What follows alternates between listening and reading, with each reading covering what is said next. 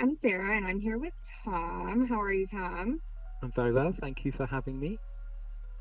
Thank you for coming on, and thank you for joining us for our event, the Creative Coffee Houses. I don't know, we kind of just had this idea to throw this all together in a month, and I'm super excited that everybody jumped on to join us. And just a group of creatives supporting the Trevor Project, so super exciting. And you're a writer, hmm I am. and I Yeah, read part of your book. yeah. You're in the process, aren't you? I am. Oh, and you have it there. I Yeah. have. I need to get like my hard copy. I've been reading it on my Kindle because then I can take it everywhere I go. Yes. But yeah, I'm through volume one and started volume two and just kind of still recovering. It's yeah. The end of volume one is pretty intense. And so is the start of volume two. Like I didn't get a break. Oh yeah, I forgot. I think my heart was just like leaping from its. I'm like, what is he Yeah, doing to me? yeah. I Chapter one is, rested. it's right in. Volume two, chapter one is it yeah. I start big. I mean, but that's what it keeps us, we're sucked in. Your readers are sucked in. And I heard you won an award. Yes. In 2022, I think, I got finalist in the International Book Awards, just for Volume 1 specifically.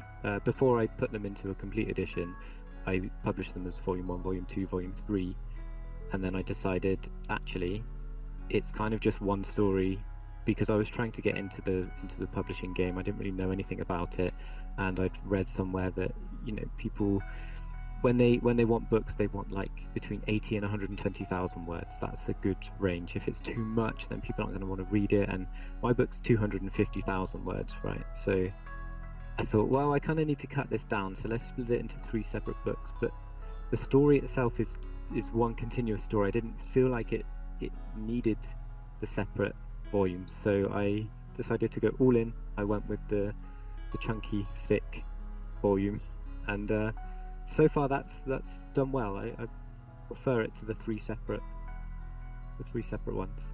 So, And I like that, honestly. There's a few books, I don't know if you're an Anne Rice reader, but they like combine her Mayfair Witches series into one at some, and I don't know if it's just on Kindle, but like the way that I have it, and I'm like, I actually like reading it all that way. And that's how I felt with your book is, yeah, and you can still take a break. I mean, just because it's all put together, you can still take a break between each volume. And I personally like it. I'm also another one who my word count gets up there, and you're just kind of like, what do you, I don't know, which is you self-published, right? yes, yeah. I did have an indie press first, but things didn't work out so well. So I left, and then I went full indie. So Yeah. And that's I think the best part is we kind of have that, flexibility to do what we want. So that's my favorite part personally. yeah, Then I don't I have to, agree. compromise the story. So are you writing anything new now? Yes, so I have two projects on the go right now, both in the same universe, both in the world of Nasus.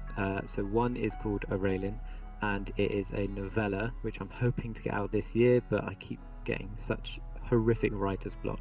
But this is the origin story of a character who is mentioned in the Age of Reckoning. It's the first king of the human race, King Arif the First. It's his origin story and how he became the first king, and about his sister that put him there, and his sister being Aurelian, who the novelist titled. That's the first one. The second thing I'm working on, the title is very secret.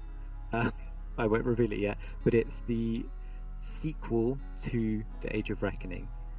So I've been calling it Nasus 2 at the minute, and I'm writing it in such a way that it's standalone. It is a sequel in the timeline, but you shouldn't have to read The Age of Reckoning to be able to pick up Nasus 2.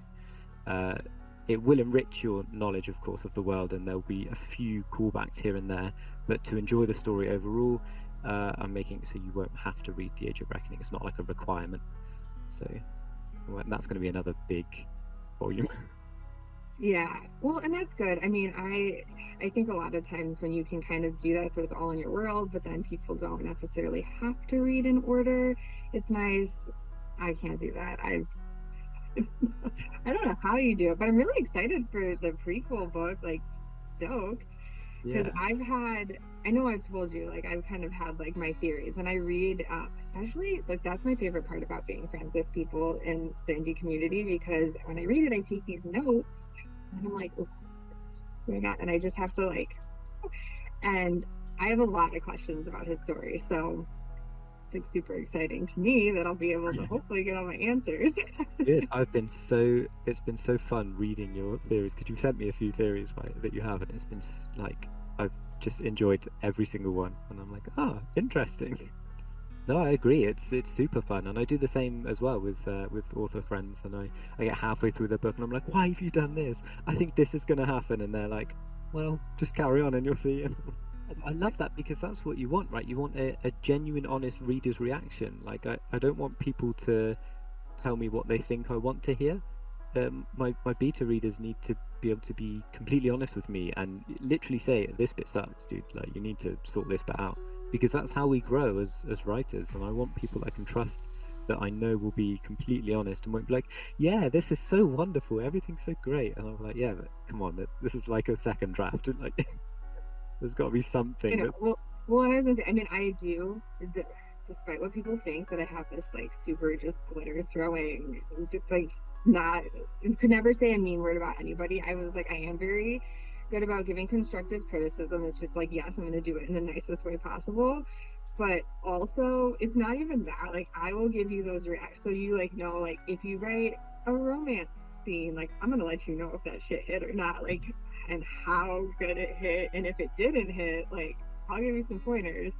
But I'll definitely that I'm terrible at writing romance, right? And there is a kind of romancy plot in volume three, but it's very, very backseat because I really don't know how to do it, and I didn't want to make like I didn't want to bring it front and center and then do it badly, and then it ruins the rest of the story for me. I'm like I'm good at fantasy, I'm good at the fighting, I'm good at the battles, I'm good at the plot line. I'll just stick with what I know, and then the romance can be like a backseat kind of thing.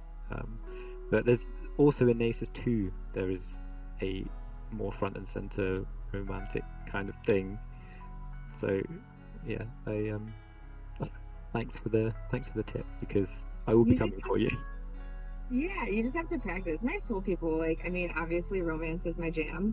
Um, and so I'm like, if you guys need help, like I can definitely kind of give, pointers or whatever. And everybody writes romance different. So you're the fantasy writing. You definitely like blew my mind as I started reading. And I kind of fell away from fantasy for a little bit. I even shockingly at some point during this year, I was like, I don't think I was really ever a fantasy reader. And I'm like, were you fucking kidding, man? Like, that's all you used to read when you were younger. And I, so I've kind of come back to it this year, and like your book and my friend Kira's book are the two that I'm like, okay, no, you're definitely like, put all that other stuff on your like to be read list aside because you need to focus because it's helping me with my writing. Like you said about the writer's block, sometimes you just can't get past it. And funny enough, reading fantasy, which is completely not my genre, has actually kind of helped because it's a certain way that you world build and certain things that you add that just kind of get me like my creative flow going. So, what do you do to get out of writer's block?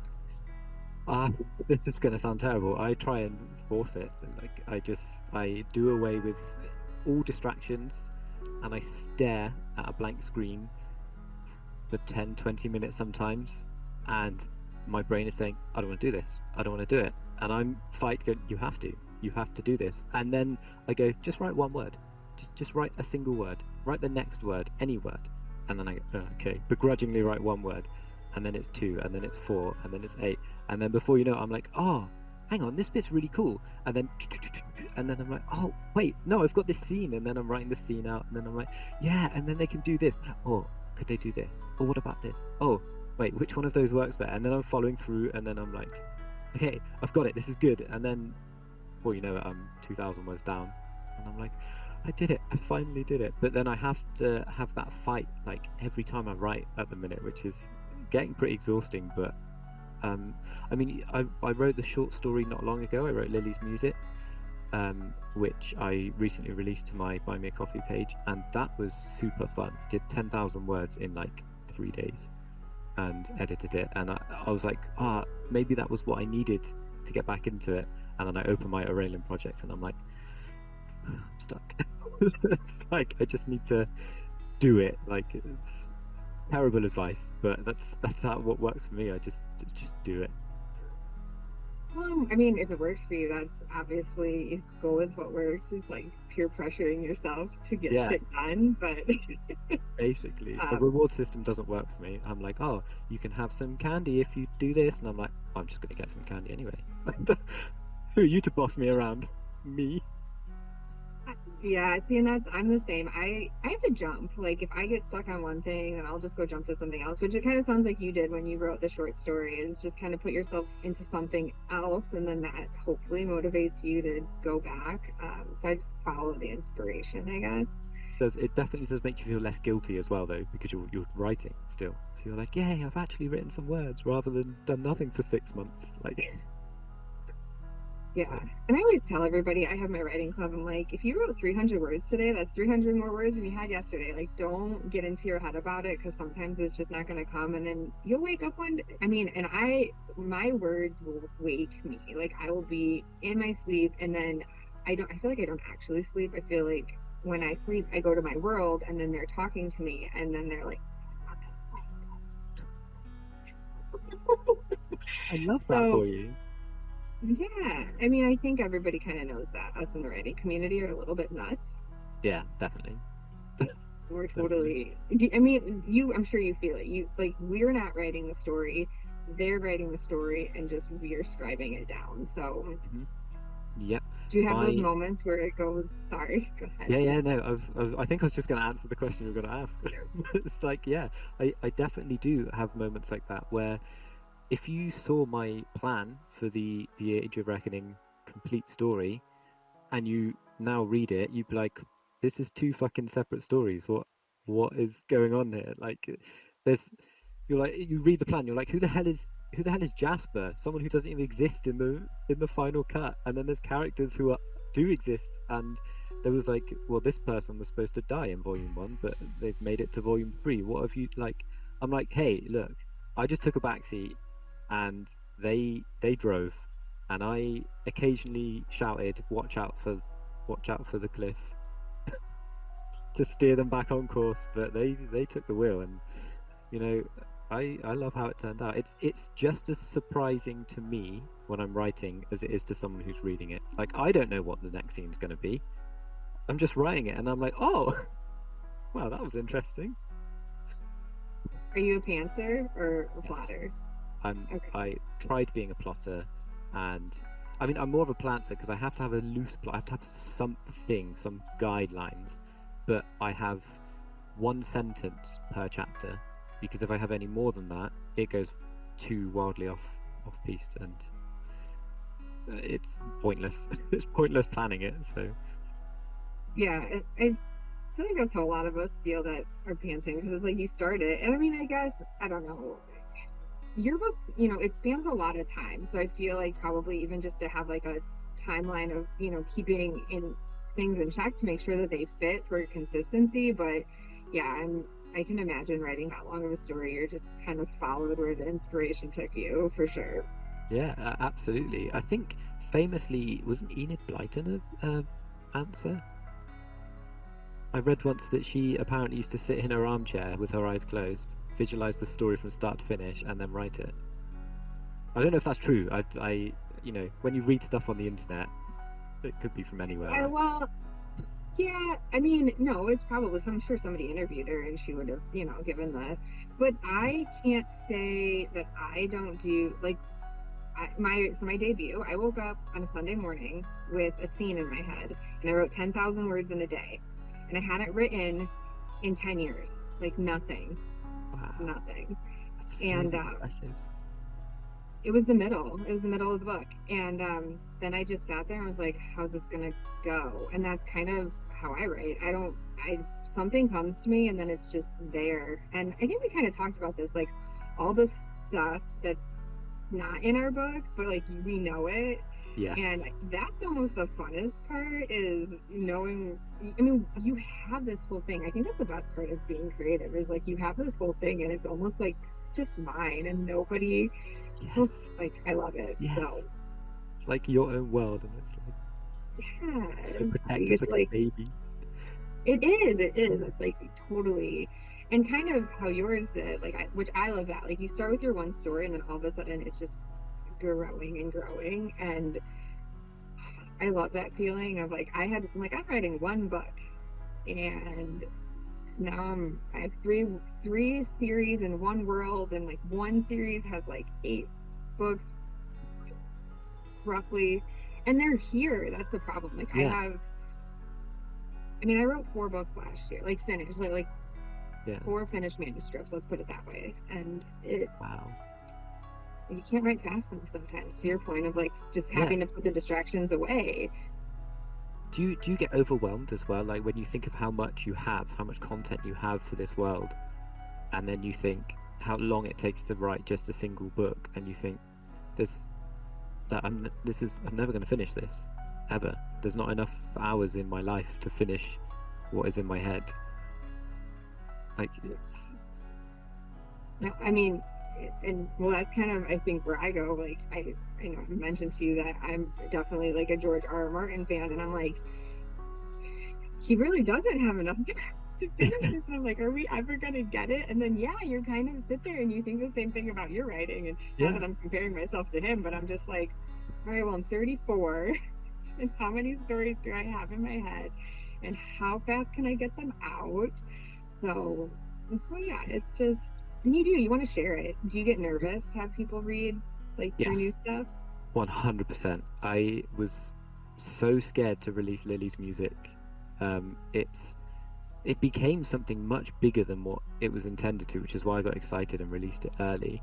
I ended up putting so much symbolism and so many references to things I love that it became okay. So there's a big thing about Lily's music, right? Without spoiling it, there's a puzzle in the story that nobody has yet figured out, and I refuse to tell anyone the answer, and nobody has got it right. And people are sending me messages every day about it. I'm saying, is it this? Is it something to do with this? And they're trying to piece together all the different references, and there's so many different bits that even are just 2 or 3 words that will reference something. And it just when I was writing it, I was just like, oh my god, and I can do this, and I can put this, and I can put this, and it became this whole puzzle. And the answer to the riddle is in the text, and it's only 10,000 words, and nobody has found it, and people have read it 2, 3, 4 times. Yeah, so so I became really passionate about that. I loved that. Yeah. I need to read it. I know that it's like on my list of things to read, and I got a few things that I'm trying to like finish up this week to read. And so yeah, now I will be taking that challenge, and I have to figure it out, because it's my favorite thing to do. Good. Oh, I love that. But that's the thing about, like, we talked about writing, and there's not enough time to write everything we want. But it's the same with reading as well. Like, your TBR list just grows. No matter how fast you read, there's more and more and more and more. And, you know, and then you've got to fit that in with the writing time. It's just, there's too much content, and it's a bit overwhelming sometimes, but... So I know, as I say, the short story you're referring to is part of a music like project that you wanted to put together. I know I'm still supposed to write something, and I'll get there. It's fine. It's a very back burner thing. So. Yeah. But obviously, music's super important to you. Mm-hmm. And I know we kind of briefly talked. So, who are like top 5 favorite artists? Oh, this answer will change based on when you ask me, like based on like time of day, and it could be anyone. I think some of my most consistent though is probably Trivium. I've been a fan of them since I was like 12, 13 years old. Matt Hafey followed me on Twitter back when I was on Twitter, and also I DM'd him and he replied. Like that was an exciting moment where I was just like, "Oh, he's back." But he's a really good dude. I have a cameo that I've got from him that I got as a birthday present a few years ago as well, because he's kind of one of my inspirations in the music world, right? But yeah, there's not really a consistent favorite because it depends what mood I'm in. Right now, I'm listening to Ren a lot because one of Ren's songs, Hi Ren, actually kind of hit me when I heard it, and I was like, damn, this guy's good, and this song is relatable, and so yeah, ask me every month and I'll give you a different vibe. Yeah, I'm kind of the same way. And I definitely, it's when I'm writing and songs start to hit in that way of just, okay, this is like giving me the vibes I need to finish the story. And my book that's coming out soon is actually really based on music. Like the whole relationship between the two main characters is surrounded by music. But I'm cracking up at how similar we are because I also got a cameo for it was actually my 32nd birthday, I believe, from 303, who Nice. I died. Like they're just, I mean, and I know like super old, like back in like 2009 when I, stumbled on the scene, but I just love them. So it's exciting. But yeah, there's the amount of things that we have in common, I just keep cracking up. So It's good. That's why we vibe. See. there was something, and I have it sounds like you do too, a shit ton of projects. I think as creatives, we always have a million things going, and then we have 27 other ideas at the back of our head that are just like sitting there, and you have to go and like pick the mold off of them and make sure that they're still doing okay. But one of the things I'm trying to do is get more of my indie authors on my like pages to promote you guys, and we're kind of trying to do it in a fun way. And so we're like, we wrap this up, I need a secret, and it doesn't have to be personal, but like something that either you do while you're writing, or maybe so obviously not with the story we just talked about because I need to figure that out on my own, but in your first novels, is there like a secret behind them, or just something like just a little juicy of like what inspired it, or it can be personal, but Okay, there is a secret. Like not many people know this, and it's when I first started writing The Age of Reckoning in its current form. There was a spicy scene, and it was a half a page to a page, and it was in the first draft. And as I was editing and reread it, I thought, that's not good. That does not fit. I cannot write that with any semblance of modesty or any, and B, it does not fit this world at all. So I omitted it, but I do still have it because everything's on Google Docs, and Google Docs has a version history, right? So I know the date I removed it, and I can actually go back, and I did read it again not long ago, and I cringed so hard. It was so much worse than I remember it. And here's a fun fact, is the aftermath is in the final copy, but you don't know it's the aftermath unless you know that scene existed. So trying to figure out which two characters had that spicy scene is also a fun volume is it in? Can I know which volume it's in? It's in volume 1. Okay, so I think I know. I hope.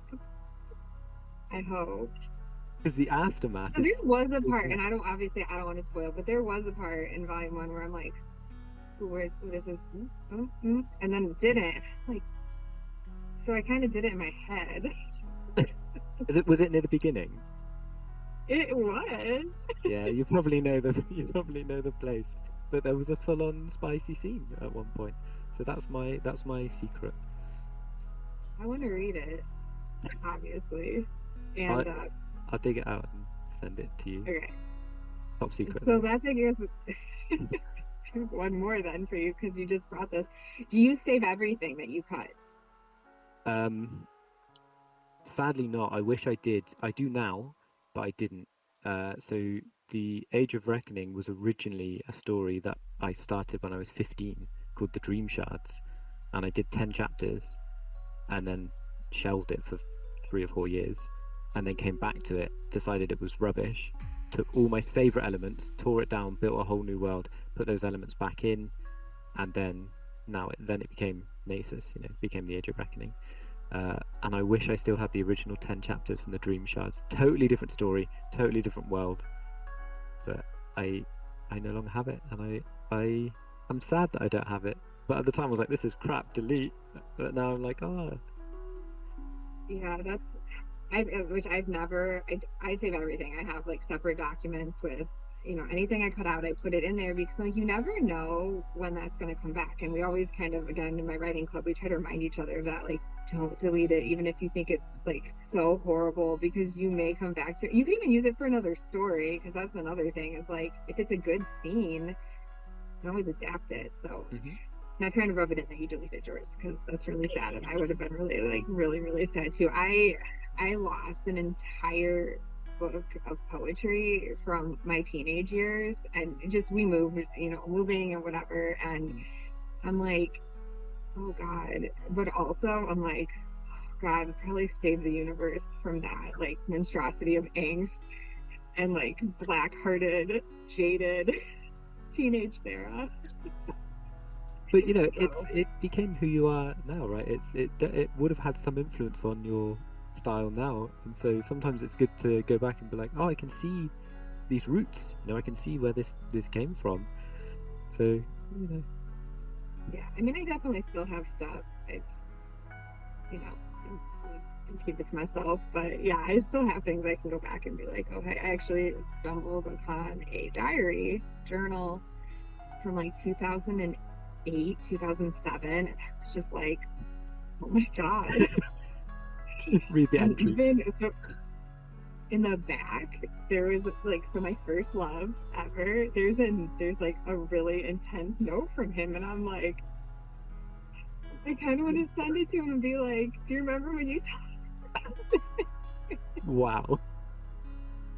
And I'm like, I don't even know how it's in there, because at some point, like, I had, I don't know how you were with your, did you guys write notes like to your crushes and your girl, My the girl in school who was crushing on me, who I didn't know at the time, and I should have, because the signs were all there, but oblivious as hell to anything, actually sent me a message a couple of years ago with a picture of a diary entry she wrote to her cousin about me, and it was really funny because we stayed friends for years, right? And but it was really funny. She sent me this, and it was this really intense diary entry, like I'm gonna marry him, and I was just like, you wrote this? And she was like, yeah, how did you not know? I was like, I just didn't know.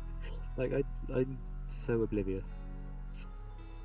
But same, like I don't know, I was just hanging out with one of my friends recently, and she was like, you were such a badass in high school. She's like, you didn't give two fucks what anybody thought, and she's like, nobody picked on you because you just like ran through the halls like, fuck it. And I'm like, I know, but deep inside I was like, oof, gross. Like, I don't even know why people are friends with me, because yikes, man.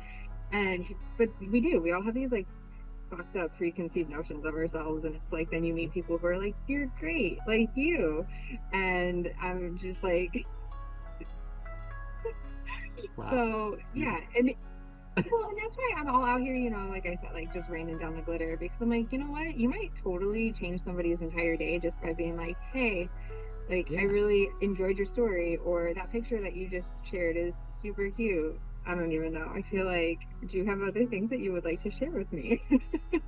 I feel like, because it's in aid of the Trevor Project and this whole event, I feel a little bit of an imposter, right? Because this event is celebrating LGBTQIA plus and all of the wonderful things surrounding that, and the Trevor Project is a fantastic cause. So I feel a bit of an imposter because I'm not part of the LGBTQ community, but I am very much in support. Like, I have family and friends who are, most of my best friends are are part of all of that. Like a bit of an imposter because I'm not, and this event is all about that, right?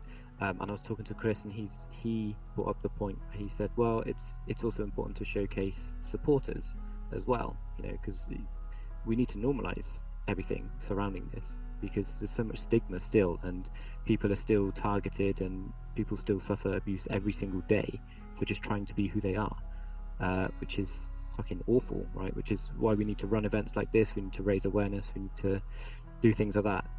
In my writing as well, in my world, it's completely normalized. No one mentions it. It's not a big deal. There's two characters who are both men, and they're married.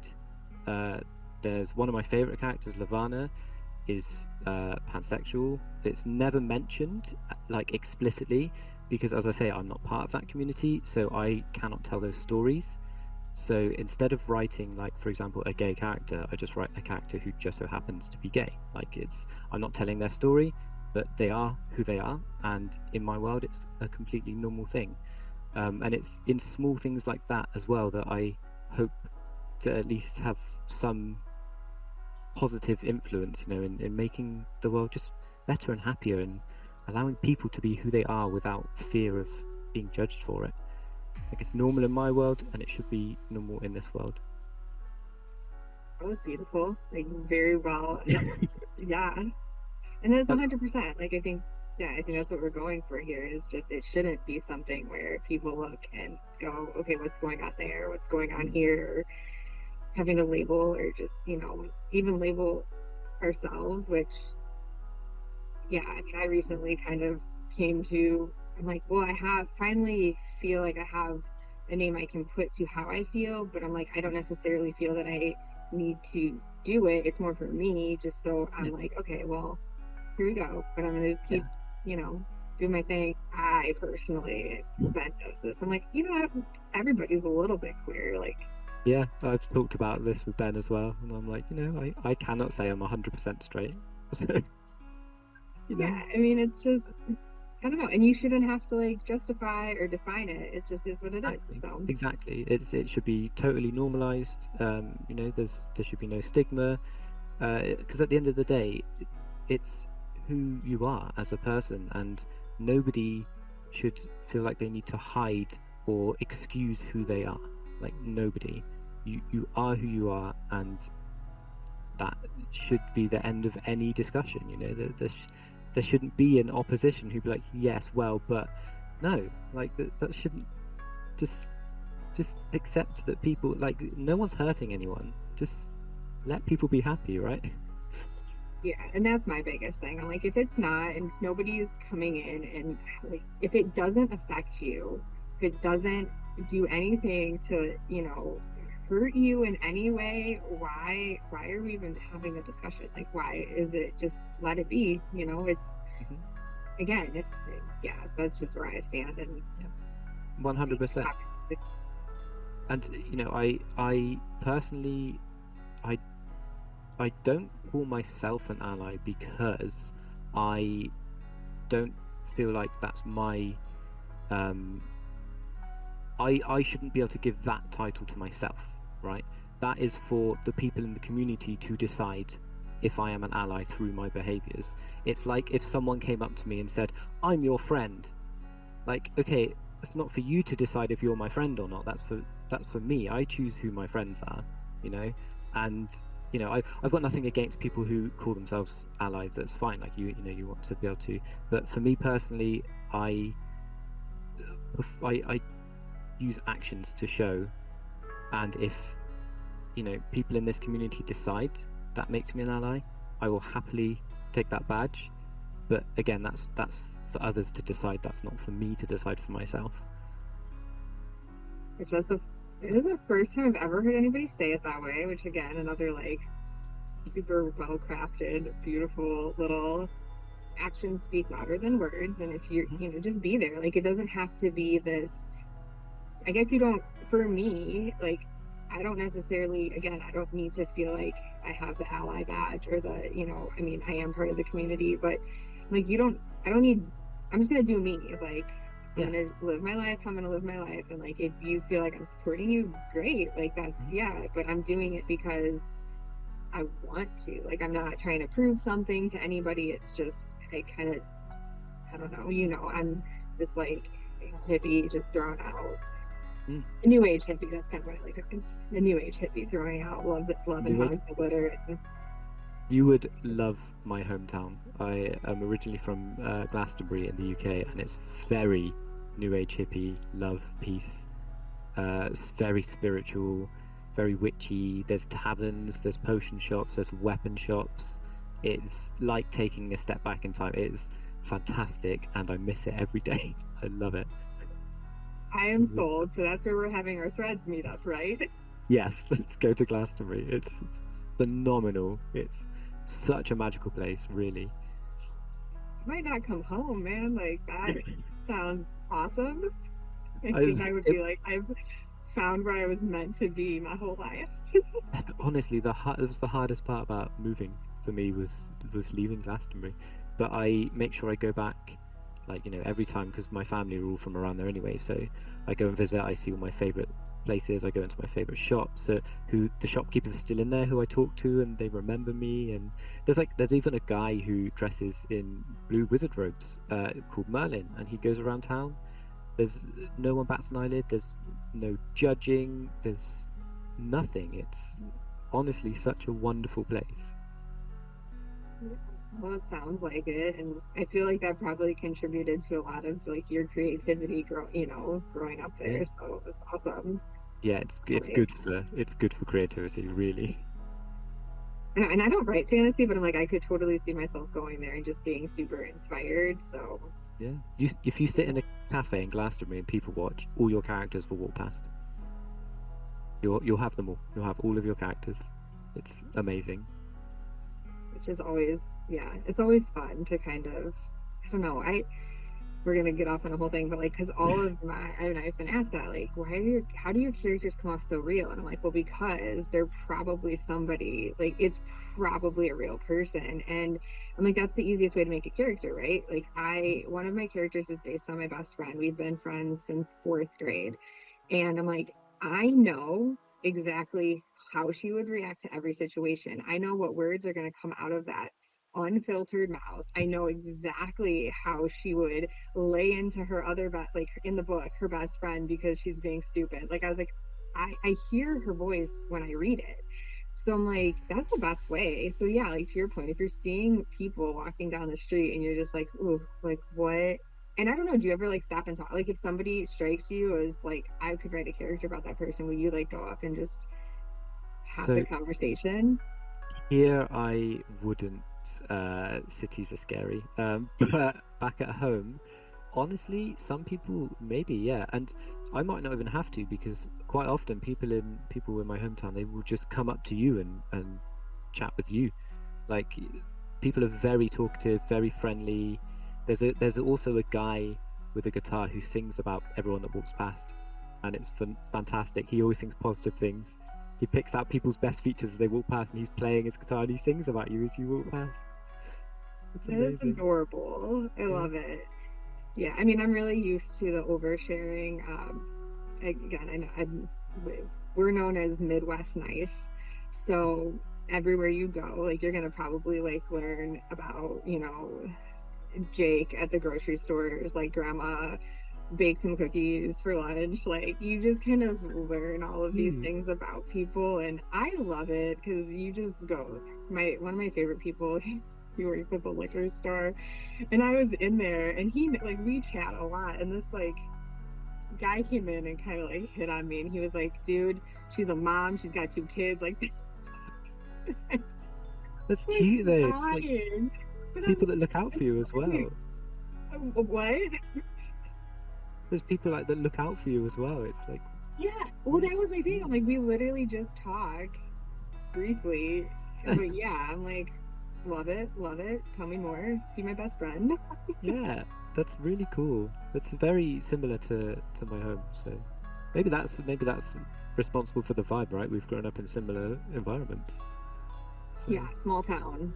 Yeah. definitely in small towns. And we lived in like a bigger town for a bit, and I convinced my husband to move back to the state that I was born in because I like it. Like Yeah. our neighborhood, the kids can just like play.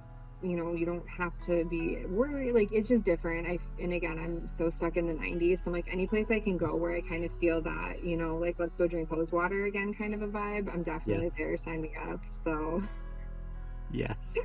but yeah. I don't know if you drank hose water. Maybe that's just like an American thing. You did. Okay, cool. Yeah. When I Are we was the only ones like lead poisoning our children? Yeah, when I was a kid, as kids do, I used to eat ants when I was like 4 years old. So I'd be sat playing on the grass, and an ant would be on my arm, and I would just, instead of flicking it off, I used to just eat it. I mean, I'm a mom of two. Kids are really fucking weird. Like they do the weirdest shit, but you kind of got to roll with it. I know, but we grew up. It was really wooded, and my cousin thought he was some kind of like nature, I don't know, aficionado, and he'd be like, "Let's eat these berries. Like, let's test this leaf. Like, you can eat this bark." And I'm like, "What are we doing? We're gonna die." Oh wow! Hey, But this is what makes for good storytelling, right? Like, yeah, that time my cousin almost killed me. Yeah, I was just gonna say, hey, but when you tell people, you're like, "Oh, I've got this really funny story," and it's actually a terrifying story, and they just look at you with this face of like, "Oh my god!" And you were in hospital for how long? And you're like, "No, it was really funny. It was really funny." Like, because you can laugh about it, right? You know it's fine. It's. I mean, I survived. I'm here. I was like, I have those scars, but like, we're still here. Yeah, exactly. With funny stories. Yes, 100%. And I like that part of like telling things and people looking at you like, what are you talking about? Like what? So that's my favorite thing. I'm just like, let me surprise you. Let me say something that you're like not going to expect to come out of my mouth. I do it quite often, but seriously, thank you so much for coming on and being part of our event. And this is like the best. As you know, this is my first interview by myself, and how did you feel about it? I love it. I'm still recording, so we're Good. like, That's I fine. just want people to know that like, yeah, you definitely like put me at ease and made it like so much better. So thank you for coming on. Thank you for sharing. I was gonna say, especially that last part that was like so beautiful and just has my heart like, but yeah, I appreciate it. And I don't know, good afternoon. Are we like wrapping up? It's afternoon by you, it's still morning by me, and we got to talk. I don't know if you're drinking coffee, but I got to, it's like a coffee date, how I said. So yeah, I'll take it. Yeah. But you want to say bye to everybody that's watching, and hope you have a good rest of your day. Thank you so much for having me, and don't forget to donate to the Trevor Project.